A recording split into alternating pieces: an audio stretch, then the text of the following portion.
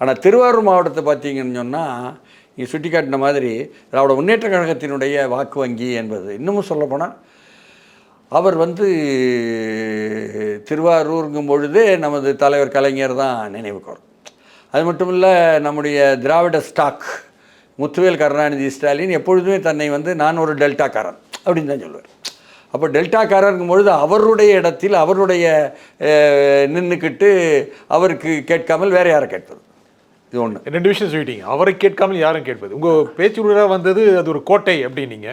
கோட்டையில் திமுகவின் கோட்டையில் விஜய் சிறு அளவுக்கான ஓட்டையாவது போட முடியுமா? நிச்சயமாக. இது கீரலை தாண்டி விரிசலை தாண்டி ஓட்டை என்ற அளவுக்கு போயிருப்பது தான் தெரிய முடியுது. அது அப்படி கீரல் விரிசல்னு ஓட்டைன்னு சொல்கிறீங்க, என்ன அது படிநிலை? அது படிநிலை தான். அது எப்படி? அது நாகப்பட்டினத்தில் நடந்து திராவிட முன்னேற்ற கழகத்தை பொறுத்தவரை கோட்டையை உடைக்குமான்னு கேட்டால் அப்படி சொல்ல முடியல. விஜய் வாங்கும் வாக்குகளினால் வேதாரண்யத்தில் அதிமுக வெற்றி பெற்ற சட்டமன்ற உறுப்பினர் மாறி வேணால் போகலாம்.